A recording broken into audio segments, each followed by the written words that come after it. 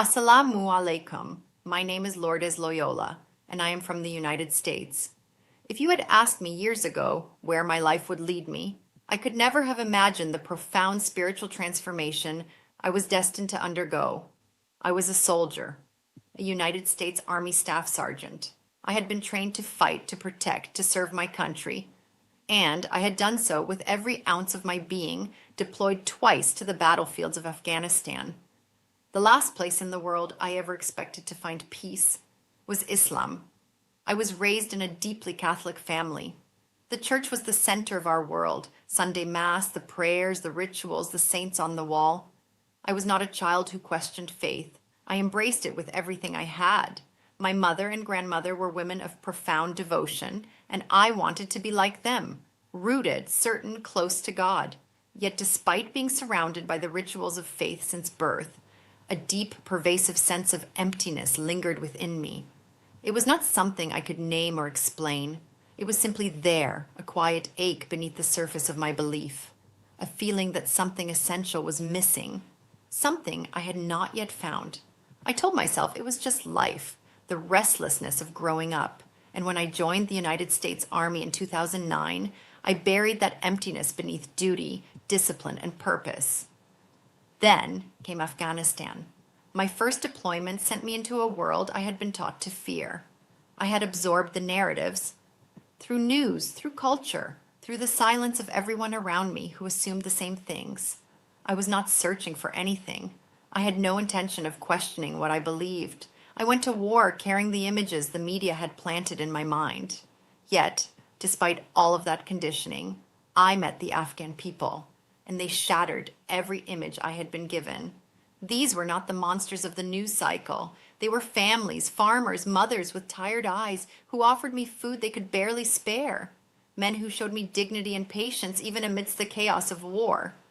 I remember walking out of encounters with Afghan civilians and feeling something I could not fully articulate, a kind of dissonance, a quiet voice asking, if these are the people I was told to fear, then what does that say about everything else I have been told? Instead of feeling the distance I had expected, I felt warmth, not a religious connection. I had no framework for that yet, just a human recognition, deep and unsettling and impossible to ignore. Something in my heart shifted. It was barely perceptible, but it was the beginning. My second deployment came and went. Life returned to its routines. I was stationed in Nebraska, raising a family, serving my country. And then, in 2015, everything changed. The rhetoric against Muslims during the election campaign that year was unlike anything I had ever witnessed. Vicious, relentless, public. Hatred spoken openly, proudly, in speeches and comment sections and living rooms across America. And I could not stay silent. I must emphasize this. I have always been the kind of person who stands for those who are being crushed. It is simply who I am. And when I saw millions of people vilified because of their faith, people I had met in Afghanistan, people who had shown me nothing but warmth, something in me rose in protest. But there was a sharp, uncomfortable realization that stopped me cold. I wanted to defend Muslims. I wanted to argue their case online, and I did not actually know them. I had a brother in the military who was Muslim. I knew he did not eat pork. That was the full extent of my Islamic knowledge. How could I fight for a people and a faith I knew nothing about? The realization that dawned on me next changed the course of my life. If I was going to stand for the truth, I needed to know the truth.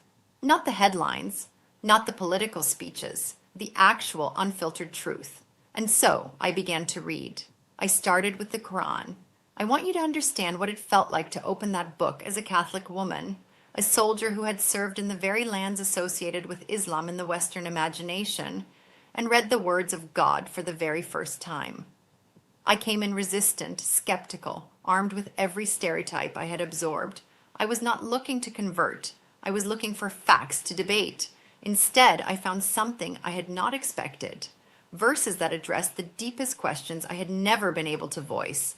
About the nature of God, about the purpose of existence, about the ache I had carried since childhood without being able to name it. Words that did not feel foreign. Words that felt remembered. Yet despite my resistance, I was moved. I was shaken. And I needed more. I found an open house at a mosque in Nebraska. I walked in alone, nervous, unsure of what I was doing. But while I had feared judgment, I found only welcome. Every person there greeted me with a gentleness that left me nearly speechless. They answered every question I had, and I had many, some naive, some hostile. They answered each one with patience and care. When I asked about women's rights in Islam, the question I had sharpened like a blade before I arrived, the man answering looked at me with a calm that unsettled me and said, "Sister, because Allah said so." And Islam honored the woman before the modern world ever thought to. He walked me through verses, through history, through rulings I had never heard placed in their honest context. Intrigued by what I was hearing, I returned to that mosque again and again, week after week.